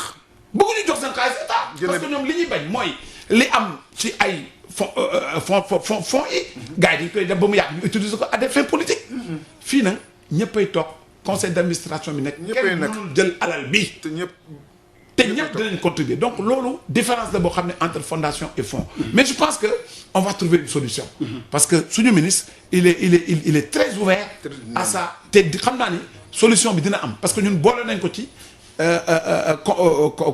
concertation nationale bi proposition yi ñu def ñun boole nañ ci ni dañu bëgg l'érection d'une fondation. waaw man li may bëgg a laaj sax maanaam gis nañ ne tamit ku bokkul ci yéen mu ngi ci ay xat-xat muy président Lamine Dia. foofu laa doon dem. en France. 2015 ba léegi mu ngi tànk ci foofu noonu. nekkoon ancien président CNOS. ancien président yéen seen lan ngeen ci situation bi mu nekk yéen lan ban taxawaay ngeen ci am parce que quand même il a été président du CNOS. il a beaucoup travaillé pour la nomination de Diagne yow xam nga ko bu baax a baax parce que yàgg nga ci instance bi. donc yéen ban taxawaay ngeen am ci seen diggante ak Lamine Dia pour maanaam ñu libérer. Pape taxawaay bu rafet bu rëy lañ ci am di ci waxtaan di ci dox. mais comme ni ma la wax dossier la boo xam ne mi ngi ci justice. waxuma sax comité olympique. mais ñun ak état Sénégal ak ñeneen ñu ngi ci dox dañu am contact régulier ak Lamine Dia. ku nekk ci ñun bu demee France. dina ko dem seeti. suñu président régulièrement dina ko dem di seet. Sainte Geneviève de Bois. waaw ak donc ba nga xam ni amul problème. waaye comme ni ngeen ko xamee c'est un dossier très très très très carabiné et difficile. boo xam ni tey mi ngi nii tey ci loolu la ñu nekk di ci liggéey waaye nag du ñu mën a toog fii ci rajo dëgg la di ko may wax def nañu lii defuñu loolu mënuñu ko daal xam nga am nañu bëri ñoo xam dañu bëgg ñu wax ci am na benn jour benn nit ñëw di ma interroger nan man déedéet man ko sëñ bi kuy yoot du saqat diplomatie du ci mbedd lañ koy defee mais ñun ak Lamine Diack xam nga ni waxuma sax bu nekkuloon président comité olympique le fait que rek mu nekk sénégalais nekk quelqu'un boo xam dafa liggéey ci dans le sport fii au niveau national et au niveau international mais forcément bu problème amee ngeen ci taxaw liñ ci mën dox dañ koy dox mais xam nga seen yàlla may ñu ndam xam nga année yooyu yëpp dafa fekkoon sport les instances mondiales yëngatu FIFA yëngatu tamit fédération internationale athlétisme daal di yëngatu bañ ajjuré sax mandat olympique mais gis nañu yéen fii Sénégal amul pourquoi Afrique léegi ba léegi les mandats olympiques 2 mandats olympiques def 4 ans 8 ans dem sa yoon pour éviter usure rek longévité bi non en fait mandat olympique tegwul ci da nga war def 8 ans nga dem déedéet mandat olympique mooy 4 ans yi 4 ans yi 4 ans yi mooy quadriennal maanaam 2 mandats olympiques boog laa bëgg a wax waaw c'est-à-dire que CIO moom day natt rek CIO moom day wax mandat olympique li ñuy wax mandat olympique mooy ñu ne par exemple déwén 2021 ba 2024 loolu mooy mandat olympique mooy 4 ans yooyu mais loolu ñu ngi koy appliquer Sénégal amul benn fédération bu ñuy élire pour 1 an loolu dañ na loolu ñun waxtaan nañ ci ak ministère xeex nañ ko ba nga xam ne léegi loolu c'est fini mais amul limitation des mandats non limitation mandat amul limitation mandat bu amee ci fédération bi la dépendre bu dee am na ci fédération yoo xam ñoom mën nañ bind ne loolu lépp ñoom ñoo ko war a bind ci seen constitution da nga koy bind ci statut yi et règlement yi nga dugal ko ci bu fekkee ni voté nañ ko assemblée générale ba ñu adopté ko mais c'est fini mais état imposé wul kenn ñu def 2 ans ou 3 ans wala 4 ans mais état imposé wul kenn fédération yi ñoo autonome les fédérations peuvent dire nous voulons que notre président soit élu maximum pour 2 mandats donc il va faire 8 ans mais am na ñoo xam ni Malick il faut nga nangu ne am na fédération xam bëgguñu seen fédération bëgguñu seen président dem président day bëgg am na gis nga Malick contrairement à ce que les gens pensent am na président yoo xam bëggatuñu dañuy dem ba ci biir ñu ne gars yi dimbali leen ma ngeen changement ñu saraxu la ne la bul dem toujours am na bëri na fédération yoo xam ne tey président yi bëgg nañu bàyyi mais dañ leen di topp di leen saraxu ne bul dem donc nag waa ji tamit ay xaritam ak yooyu jàpp ci mu toog mais du parce que dafa bëgg la ngaa mu toog fa non ça veut dire parce que usure yi mooy waral mooy indi yàgg-yàgg yi mooy indi yenn problème yeeg yenn jafe-jafe yi boo ci yàggee rek da ngeen ba fa da ngeen foog yaa ko moom loolu laay expliqué non c'est-à-dire que xam nga Malick yàgg bi su fekkee ne bonne gouvernance am na rek problème du am d'accord Malick loo fa yàgg di fa def lu baax duñ la fa jële bonne gouvernance am du am benn problème xam nga li indi problème bi mooy yàgg fa du yàq am mauvaise gouvernance donc bu fekkee ne par exemple bonne gouvernance amul mais ñi ci suuf les membres dañuy jël agité wu xeex ak yow pour jëlee la fa mais tant que yaa ngi jaaral mbir mi normal kenn du la ak fonctionnement bi mi ngi dem normal kenn du la accusé tey dama la yow benn exemple gis nga Malick tey football xam nga football léegi le football est milliardaire le football a des milliards Augustin bu ko kenn ñëpp dañ toog assemblée mu ne placé naa ci banque tant de milliards bu leen wóor yàlla ne Augustin day sàcc xaalis football du fa toog suba mu jóge fa dëgg la mais li muy dem yëpp di présenté wu comme président de fédération mosoo dégg kenn attaqué wu ci affaire xaalis kenn mosoo dégg kenn wax ko ne ko da nga jël sunu alal wala te ça veut dire que yàlla bonne gouvernance la moo tax ñu téye ko te bonne gouvernance bu amee rek jàmm yëpp day leer dëgg la ba noppi nga def démarche participe del concerté wu ak ñi nga xam ne ñoom nga ko bokkal dëgg la moom loolu lay def soo ko defee doo am problème dëgg la ñu jeexalee li nga xam ne moo jëm ci arbitrage budgétaire yi da doon am ay coow parce que y a des fédérations yoo xam ne elles se sentent déshérités mais léegi gis nañ ne est-ce que léegi da ngeen ko def boo xam ne am na équilibre est-ce que am na équilibre am na équilibre waaw xam nga li am mooy équilibre c'est trop dur parce que dañu teg ay critères ñëpp nag mënuñu tolloo dañuy wax li ñuy wax équité waaye égalité moom du am ilaa yow mi din alors donc ñun comité olympique ñun ñooy toog ak fédération ba d'accord dañu d'accord depuis des années ci ay critères yu ñu teg pour pouvoir bénéficier wu de ces fonds fédération yëpp d'accord ci biñ ci d'accord rek ñu dem ministère teg waxtaan ak ministre bi d'accord ni man du ma ci dindi virgule ci li ngeen wax kon boo xaalis baa ngoog yéene def partage bi donc bu amee ñun comité olympique ñooy def d'abord ñu ñooy liggéey suñu biir def partage honnêtement nag suñu commission technique day toog financier yi toog man mii ma toog ñeneen ak ñeneen toog ñu waxtaan ne Alaaji Malick yow da nga ne da nga bëgg a dem championnat du monde judo nga ne man dama bëgg a yóbbu 10 athlètes ñu ne da nga yóbbu 10 fan la judo bi di am nga ne Japon ñu ne la waa yow 10 athlètes yi nga bëgg a yóbbu waaye moom kan moo ci nekk champion d'Afrique ku ci nekk vice champion d'Afrique ku ci am médaille de bronze nga ne non bon El Hadj Malick moom il est 15e mondial ñu ne la il est 15e africain ñu ne la kon kii amul niveau dem championnat du monde bàyyi ko fii éliminé na toog ñi nga xam ne nag xalaat nañu ne ñoom il flirte avec parce que Malick booy dem championnat du monde c'est le plus grand événement sportif au niveau de chaque discipline donc ñiy flirter avec le niveau mondial ñooñu ñoo war a dem bu boobaa ñu def li ñu war a def yépp dem toog ak ministère directeur haute compétition ak DAGE ñu waxtaanaat ak suñu biir recadrer yépp dem nañ toog jébbal ko ministre bi mais en général laa wax de ba fii Matar Ba bi mu nekkee ministre ba léegi mësuñu ko proposer dara ci affaire arbitrage bi mu wàññi ko li ñu wax moom la wax kon président fi mu nekk nii maanaam compétition bi ëpp solo ci Sénégal mooy Jeux 2022 yi pour la jeunesse kañ la ñuy commencer maanaam préparer Jeux yi c'est-à-dire sànq nee nga déjà handballeurs yi ñu nga fële Thiès mais compétition yi nga xam ne dañ ciy bokk yëpp kañ la ñuy commencer préparation bi pour éventuellement dem ci Jeux yooyu pour ñu mën ci am ay succès.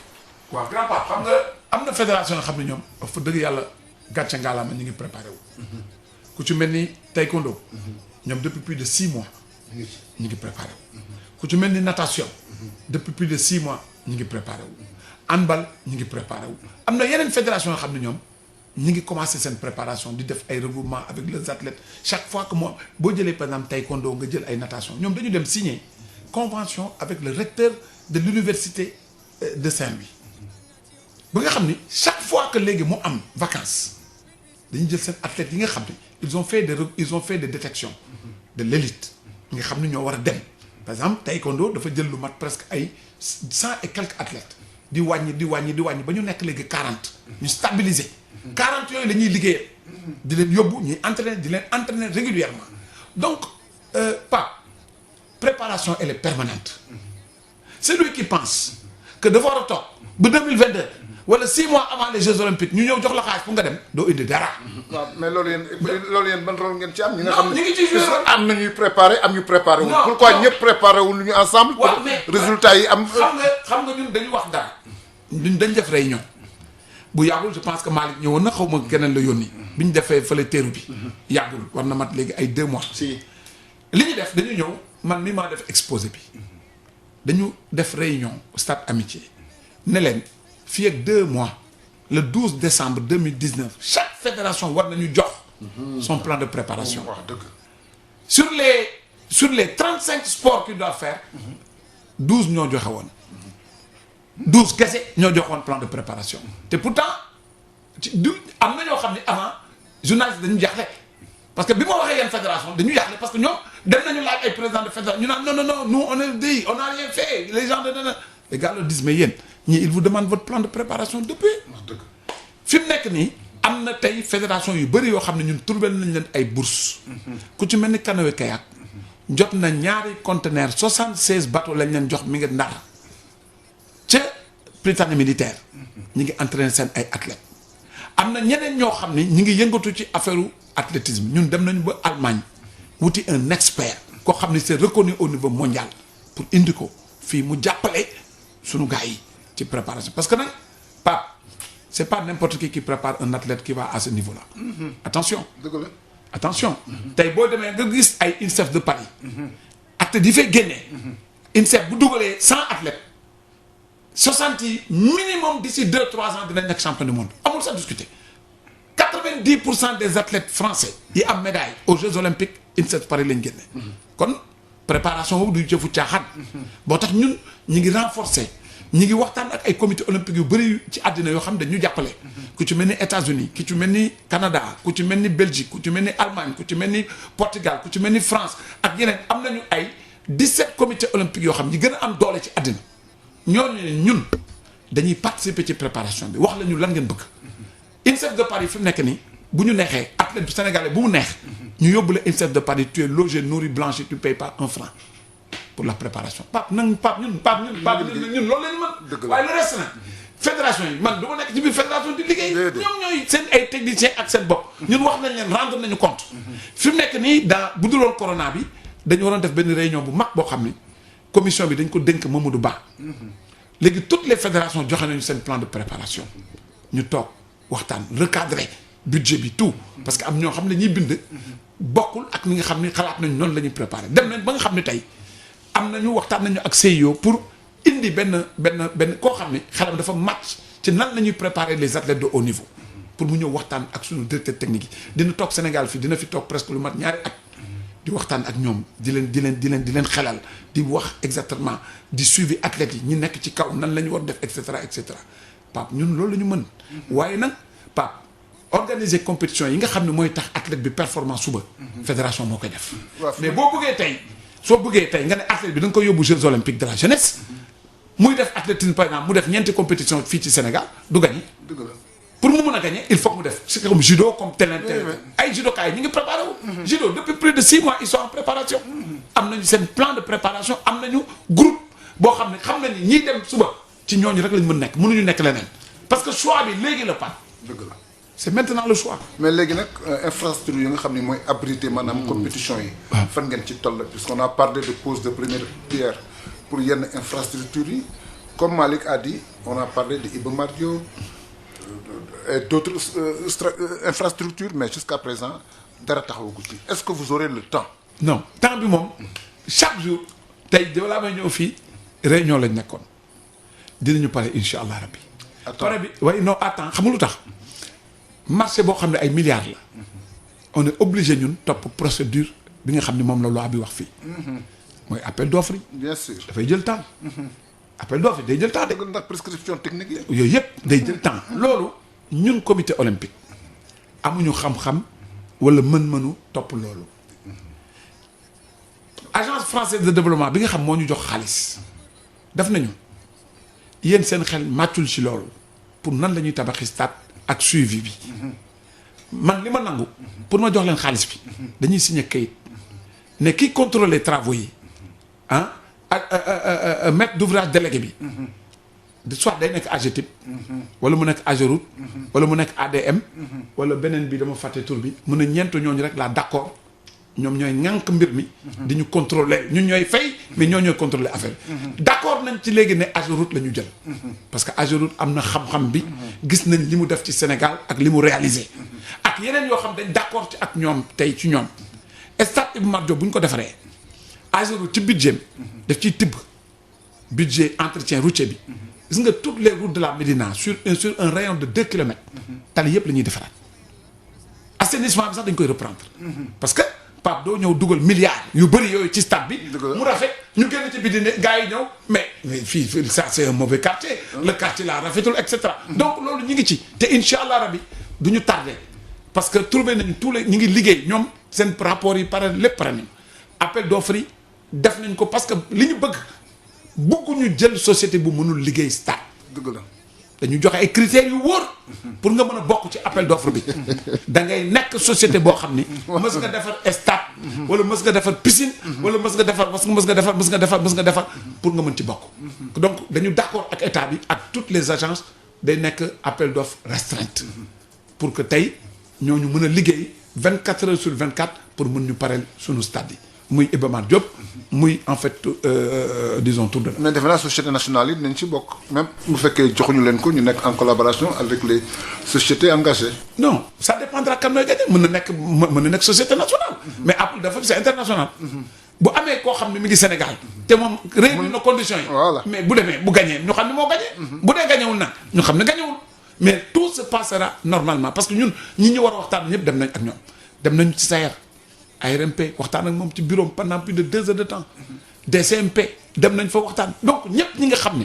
xalaat nañ ni dinañ intervenir parce que lii pas projet président de la République Macky Sall la attention Pape projet Macky Sall la président la bu demee ba def bay am conseil présidentiel buy am régulièrement ñuy toog ak moom di waxtaan muy nekk ak suñu président Diagna régulièrement ñi ngi waxtaan ci Jeux olympiques ñoom ñaar kon lii du projet boo xam projet bu ndaw la mais bu ñu ci fàtte main d'œuvre nationale bi non main d'œuvre laa wax de mais day bëri Pape voilà main d'œuvre bi laa wax Pape bi ñu calculer je parle de main d'œuvre Pape main d'œuvre nationale bi moom la ñuy jël c'est ça tey bi ñu calculer stade Iba Mar Diop li fa nar a liggéey ci xale voilà kenn xamul nu mu day dëgg la boo jëmee tey tuddalëf li fa nar a liggéey ci ay xale kenn du xam nu mu day c'est ça stade bi ñu war a def fële ca Diamniadio muy stade du Sénégal ñëpp xam nañ que ni plus de 3000 personnes dinañ liggéey ci biir stade bi. loolu nag moom ay mbir la léegi nag am na yeneen yoo xam ni tardé wuñu parce que arène nationale bi pare na. arena pare na. parc des expositions bi nga xam ne yenn sport yu bëri foofu lañ koy defee. pare na et cetera donc fi ñuy toll nii tardé wuñu. jërëjëf Seydina Diagne kon sunu mbokk auditeurs yi ñu bàyyi sunu invité tey mu tàggu maanaam auditeurs yi nga xam ne ñu ngi déglu émission bi. waaye xanaa di kontaan rek ci émission bi fii moom bu ma fi ñëw damay kontaan trop parce que da ngeen may permettre ma gën a ma wax te vraiment ni émission bi defee dafa neex. non da nga parce que c'est une émission interactive. te ñi ñu koy seqal dëgg-dëgg ñu xam sport lañu. ñi ñaan rek Sud FM bi nga xam ne moom mooy la première radio privée du Sénégal le premier groupe de presse privé du Sénégal. yàlla gën leen yokk yàlla gën a tax ngeen gën a dem ci kanam amiin yàlla nañu yàlla def tey loolu laay ñaan suma borom yàlla ngeen am télévision amiin yaa rabbi Babacar Touré yàlla na ko yàlla may fan wu gudd wér gu yaram amiin yaa rabbi gën ko taxawal amiin ñi nga xam ne moom la seqal mbir mi yëpp dëgg la ak yéen ñi fiy liggéey jërëjëf kon mbokk auditeurs yi émission bi ñu def tey dinañ ko rediffuser maanaam mardi ci guddi après journal bu 22h bi ci Sud FM seen rajo